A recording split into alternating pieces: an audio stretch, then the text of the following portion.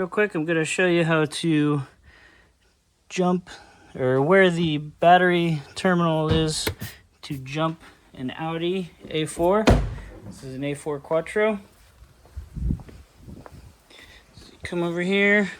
This hasn't been washed in a while. Don't see a battery here.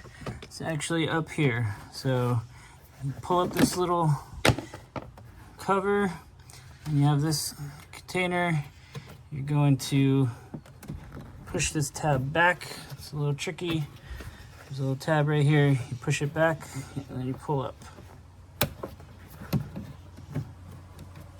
Yeah, that's where it's fun. All right, pull up. So then right there is the positive terminal. So you're gonna clamp your red one there, and then over here is a negative terminal. You clamp the negative one there. And then you jump start the car just like you normally would. And that is how you do it.